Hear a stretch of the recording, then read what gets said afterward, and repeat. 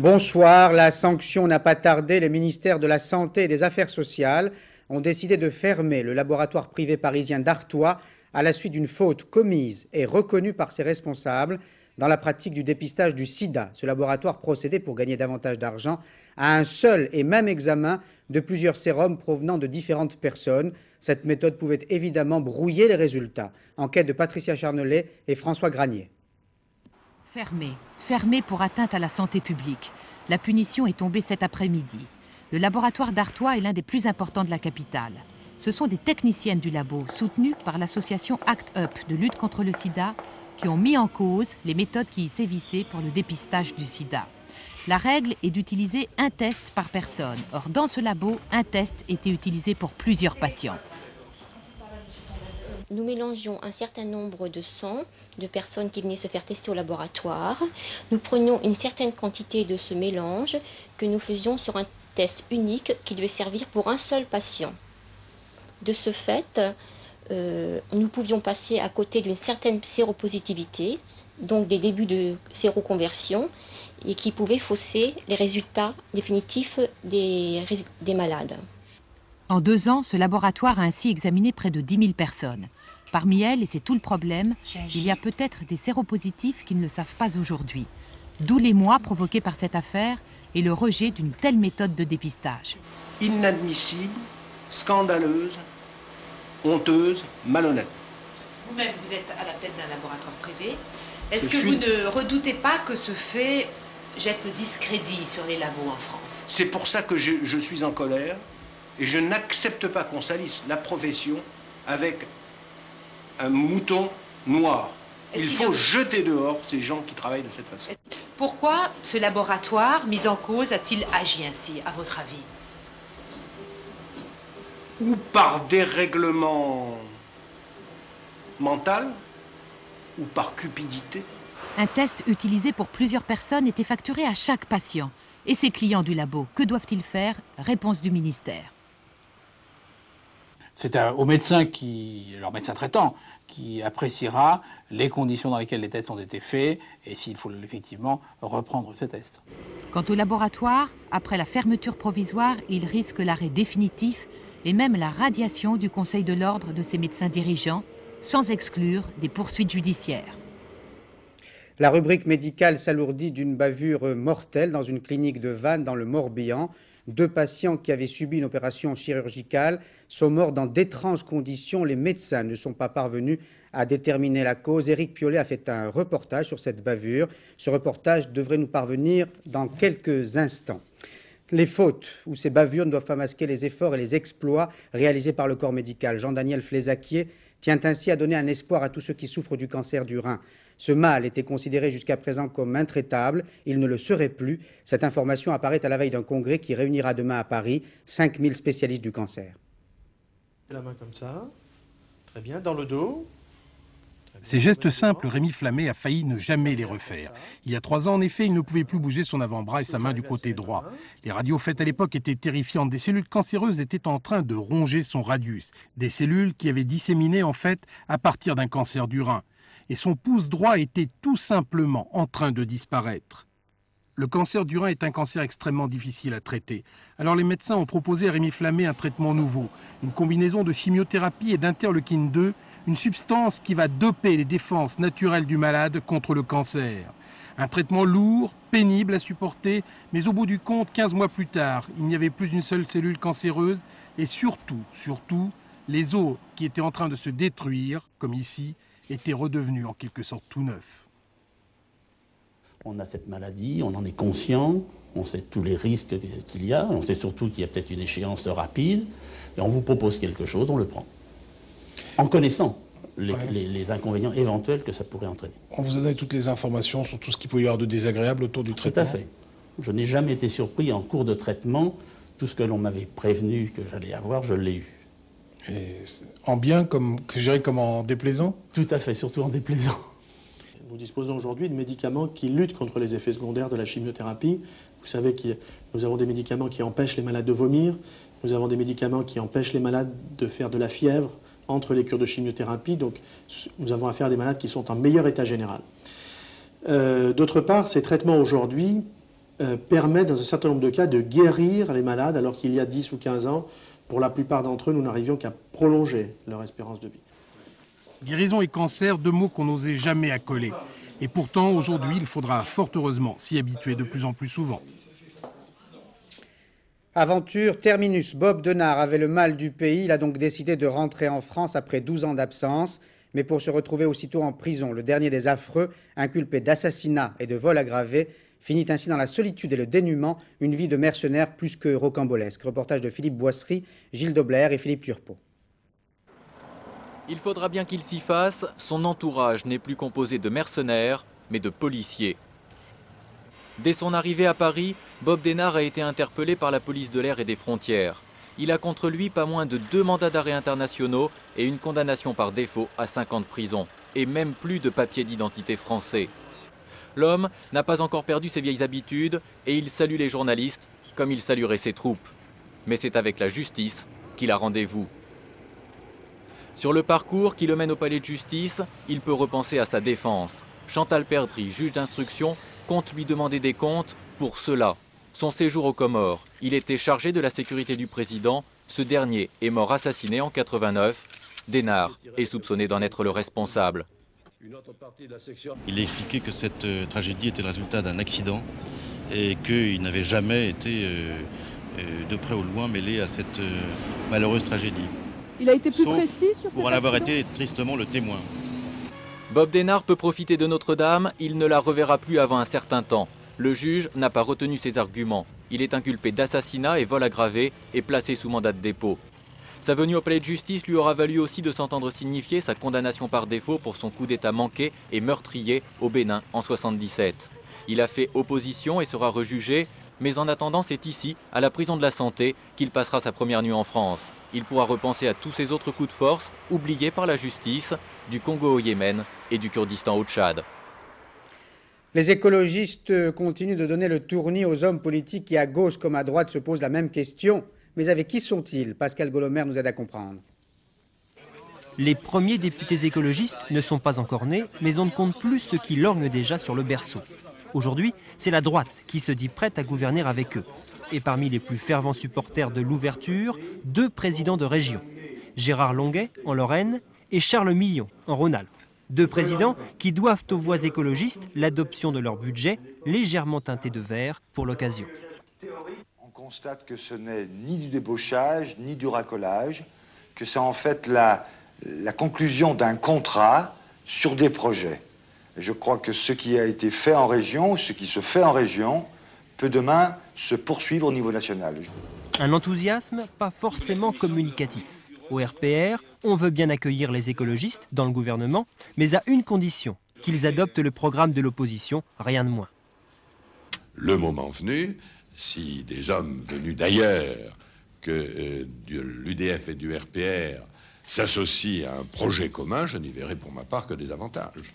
Mais cela ne veut pas dire naturellement que pour sacrifier à je ne sais quelle combine politicienne, les uns ou les autres devraient abandonner ce qu'ils considèrent comme essentiel.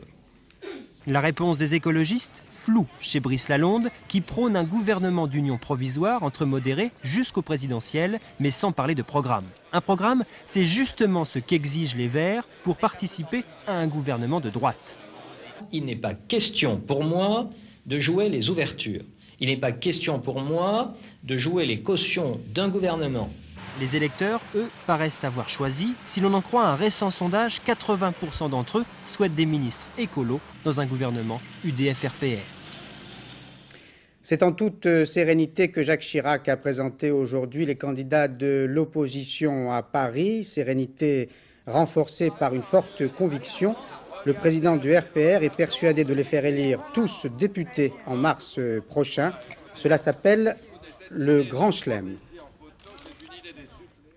Pierre Bérégovoy est peut-être un peu moins serein aujourd'hui. Comment concilier 2 rôles difficilement conciliables? Premier ministre et chef de campagne, autrement dit chef de guerre. Voilà la difficulté que Pierre Bérégovoy va éprouver dans les semaines qui viennent. Illustration de ce dilemme aujourd'hui en fin d'après-midi à Chambéry, sous les yeux de nos envoyés spéciaux Jean-Baptiste Prédaly et Jean Cornu.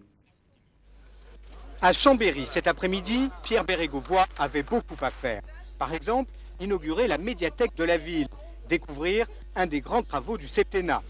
pas de chance pour les manifestants de Péchiney venus protester contre des licenciements. Ils auront vu le Premier ministre, mais de loin. En visite officielle, entre Louis Besson, maire rocardien de la ville, et Michel Barnier, RPR et président du Conseil général, Pierre Bérégovoy était consensuel. Mais à Chambéry cet après-midi, Pierre Bérégovoy avait beaucoup à faire. Animé un meeting socialiste aussi, et là, fini le consensus. Quand je vois le remake à la télévision du débat de 1974 et 1981, avec l'un qui parle au nom de l'UDF et l'autre au nom du RPR, qui disent qu'ils s'aiment mais que l'on apprend qu'ils se détestent, je me dis que tout ça, c'est du déjà vu et que ça ne peut pas vraiment représenter le renouvellement de la vie politique française. Pierre Bérégovoy qui apaise d'un côté, Pierre Bérégovoy qui attaque un peu plus tard, emploi du temps chargé pour une campagne, avec un risque, ne pas pouvoir toujours s'y retrouver.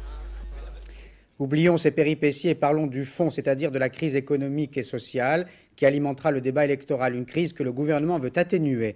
Les licenciements économiques sont en effet si nombreux qu'une nouvelle loi entre en vigueur aujourd'hui à l'initiative de Martine Aubry. Désormais, les inspecteurs du travail pourront annuler toute suppression d'emplois si elle n'est pas accompagnée d'une mesure de reclassement.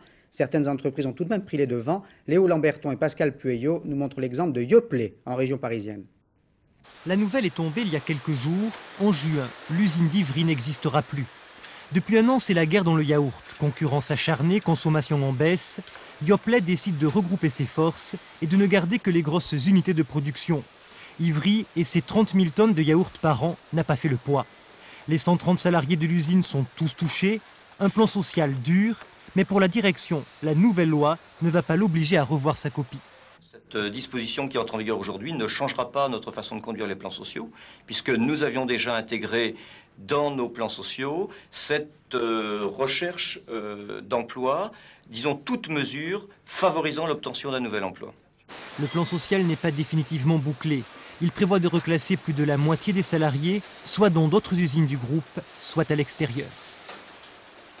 On nous propose quelques mutations, avec des salaires qui vont dégringoler de 20 à 25%.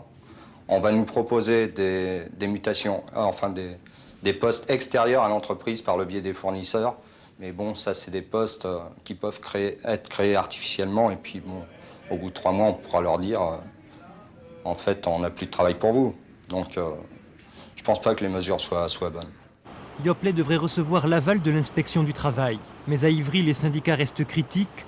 D'après eux, une quarantaine de personnes vont au final se retrouver sur le carreau. Sac de couchage pour Sarajevo, c'est une opération lancée par tous les agents de voyage français qui ont contribué à faire connaître l'ex-Yougoslavie aux touristes français et qui veulent aider les victimes de la guerre. Ils vous demandent donc d'envoyer par leur intermédiaire des sacs de couchage aux milliers d'habitants de la capitale bosniaque qui souffrent et de la guerre et de l'hiver et qui, malgré ces souffrances, tiennent à vivre normalement. Martina Roche-Joubert et Roger Motte nous en donnent un exemple émouvant. On n'est pas sérieux quand on a 17 ans.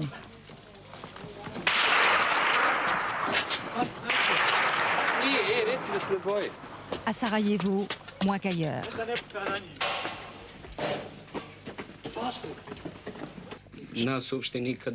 Avant, on ne s'intéressait pas du tout à la politique. On ne pensait qu'à s'amuser, à danser, à sortir.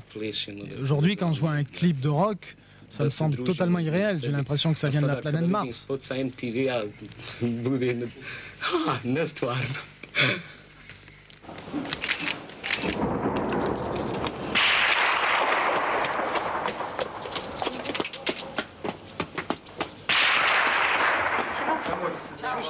Mais vous êtes folle, qu'est-ce que vous faites?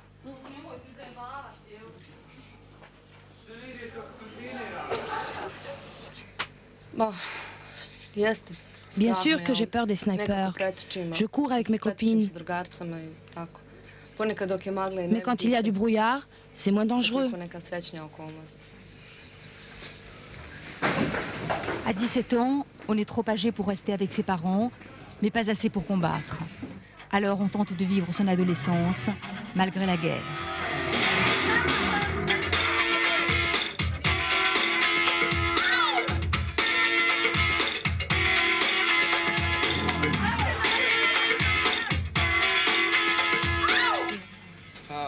Je sens que cette guerre m'a vieilli en une nuit. Quand il y avait la paix, je me sentais comme un gamin de 6 ans au lieu de 16. Et maintenant, j'ai l'impression d'être très âgé comme un homme qui peut à peine marcher. Il faut bien survivre, arrêter de penser à toutes ces horreurs. Après la guerre, la politique sera mon pire ennemi.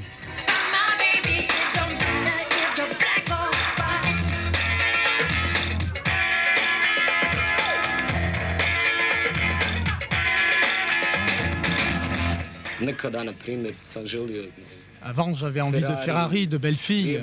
Maintenant, j'ai envie que cette guerre bête s'arrête. J'ai eu 18 ans pendant la guerre, un anniversaire de guerre.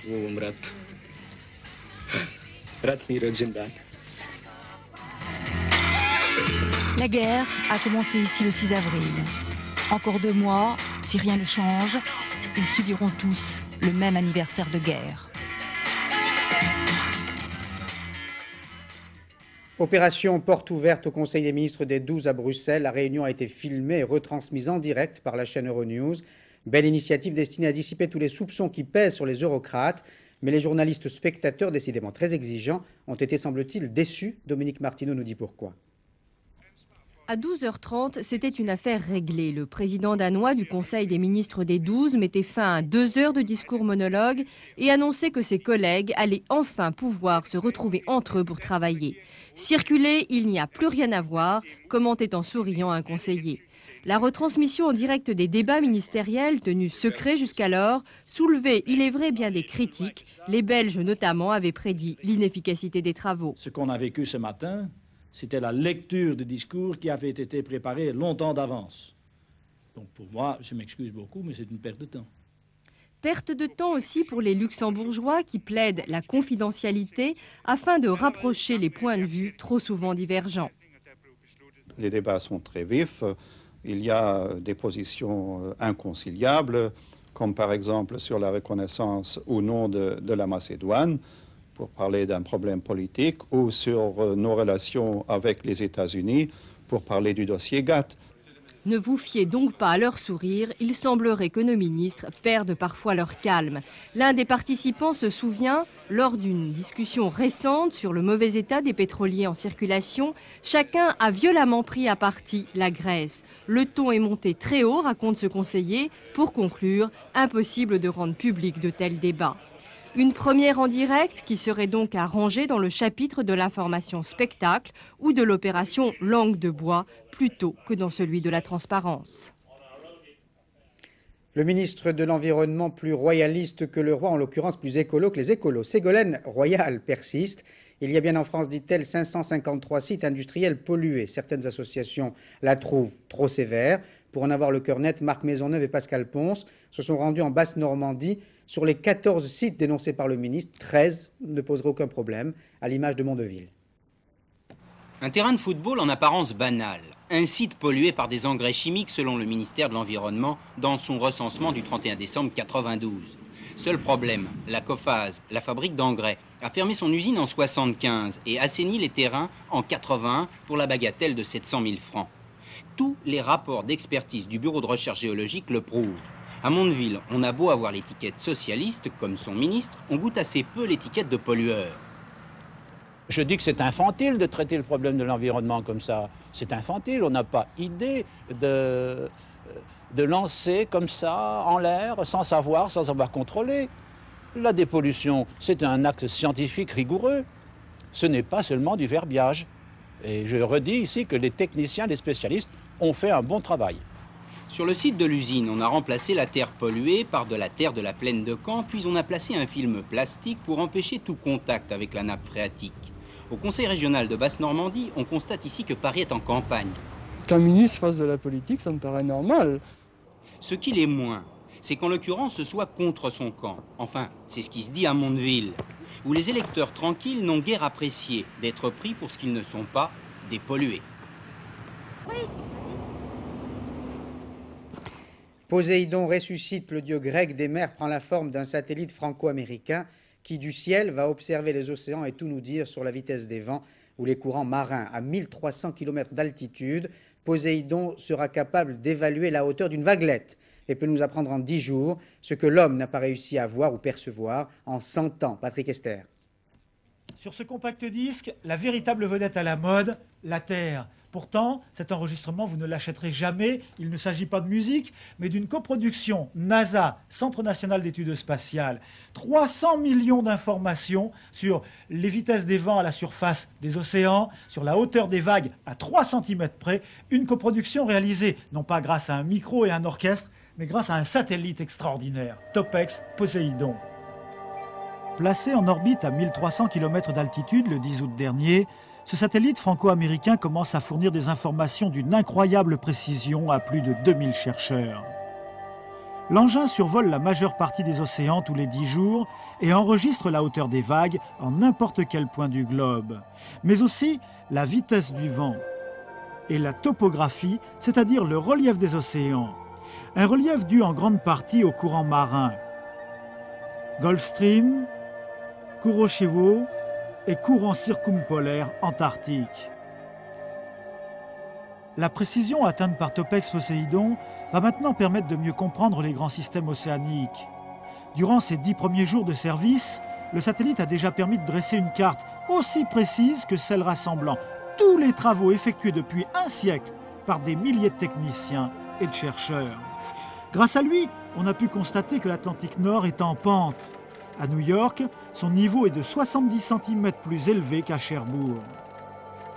Ainsi, grâce aux nouvelles connaissances acquises, on va pouvoir enfin commencer à percer le mystérieux rôle joué par les océans dans les grands changements climatiques, réchauffement de la Terre et effet de serre notamment. Il y a une autre façon d'observer la mer, elle passe par l'étude attentive du comportement des manchots, attentive et instructive. C'est ce que font des techniciens du CNRS. Philippe Dumez. On les croyait patos, les manchots sont pourtant d'une agilité incroyable. Pas sur Terre bien sûr, où ils viennent pour se reproduire. Pendant un an, à tour de rôle, le père et la mère vont se relayer pour nourrir leurs petits. Cette nourriture, ils la prennent sur leurs réserves, des réserves reconstituées au cours de pêche en mer. Impossible pour les chercheurs de suivre et de comprendre le comportement d'une colonie de 2 à 3 millions de manchots. D'où l'idée d'un ingénieur d'équiper quelques centaines d'animaux avec de minuscules étiquettes électroniques. Chaque manchot sera ainsi identifié, suivi pas à pas, pesé même sans être le moins du monde perturbé dans ses habitudes ou son comportement. Toutes les informations étant transmises par satellite au laboratoire de Strasbourg. On a pu ainsi déterminer que ces braves bêtes attendaient parfois presque sans bouger pendant plus d'un mois le retour du conjoint. Un conjoint parcourant parfois plus de 1500 km en mer pour trouver sa nourriture. Si le manchot rentre à la maison rapidement, on en déduit qu'il a trouvé une nourriture abondante pas très loin de chez lui. Plus fort encore, on les a repérés par moins 600 mètres parce que ce jour-là, un banc de poissons s'y trouvait. Alors, grâce au travail des ingénieurs, les chercheurs pensent maintenant pouvoir déterminer l'évolution des poissons ou des crevettes dans ces mers australes plutôt hostiles avec l'aide des manchots. Les règles du football américain restent toujours incompréhensibles pour qui tente de le suivre, mais la finale chaque année est toujours si spectaculaire qu'elle mérite d'être vue. Laurent-Frédéric Bollet va nous dire comment les Cowboys de Dallas ont écrasé les Buffalo Bills.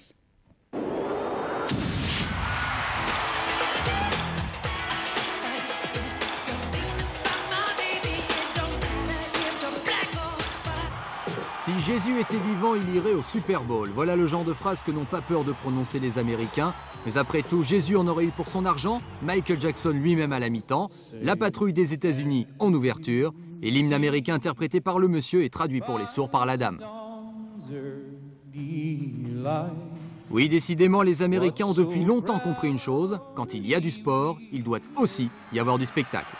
Les 98 000 spectateurs et les 110 millions de téléspectateurs ont ainsi pu assister à la très nette victoire des Cowboys de Dallas en blanc face aux Bills de Buffalo en bleu. Ceux-ci ont perdu le ballon comme ici à 9 reprises. À ce niveau, ça ne pardonne pas. Vous l'avez compris, ça ressemble un peu au rugby. Il faut amener le ballon jusqu'à un non-but, signalé en bleu, ça rapporte 6 points. Les Cowboys qui dominent et qui perdent en plus des ballons tout faits, incroyable. Mais le match est joué depuis longtemps, score final 52-17 pour Dallas. La fête était superbe, on s'est bien amusé. Vivement l'année prochaine. Gérard Dalmas s'est intéressé à un autre spectacle, le 17e Festival international du cirque de Monte-Carlo. Il en est revenu avec un regard d'enfant. Crinière au vent comme ces chevaux frisons, Géraldine Katharina Knie dans la célèbre attraction née en 1825 à Londres, le Courrier de Saint-Pétersbourg, un des clowns d'argent de cette 17e édition du Festival international du cirque de Monte-Carlo. Meilleure cavalerie dressée de la planète cirque, réussite enviée du fameux chapiteau Knie près de Zurich. Cette génération, 190 ans de tradition et un grand espoir, la dernière du clan Knie. Géraldine a 20 ans, elle s'est déjà taillé un prénom. La petite mènera loin sa monture.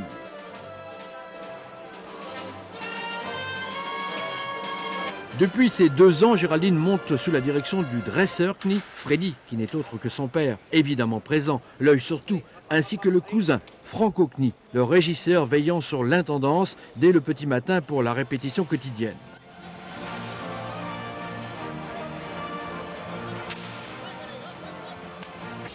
Après l'effort, le réconfort, rinçage des mèches pour le frison onyx, complice, confident de Géraldine. Ils nagent ensemble dans les lacs suisses, ils se parlent à l'oreille. Il ne raconte pas grand-chose, mais moi je lui parle. Qu'est-ce que vous lui dites? Qu'il est beau, qu'il est gentil, qu'il travaille bien. C'était la tradition, voici la novation. Peter Schub, clown américain qui doit son clown d'argent aux applaudissements.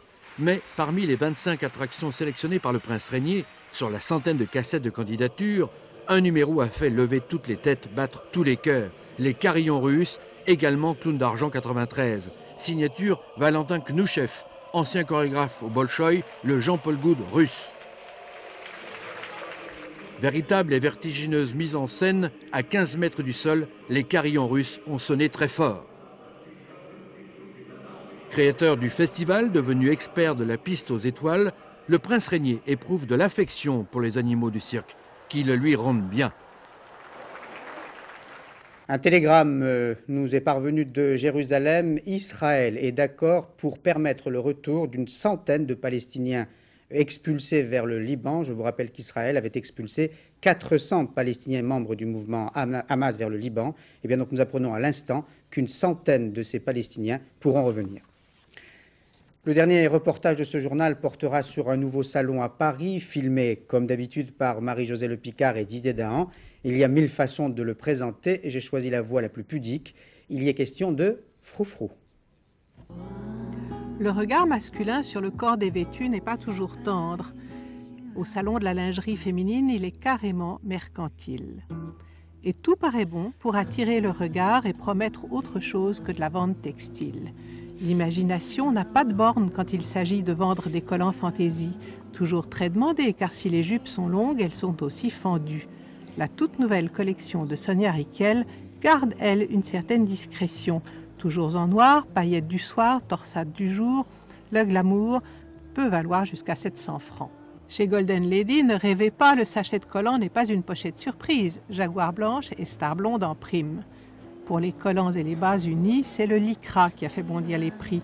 La qualité défend ses étiquettes. Pour moi, le collant le plus cher, c'est celui qui file le plus vite.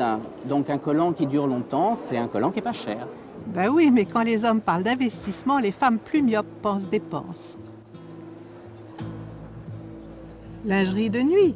Non. Pyjama d'homme féminisé. Très collège, très clean. Collection tout coton dans beaucoup de maisons, Bain Plus, Carpe Diem, Pilus, Laurence Tavernier.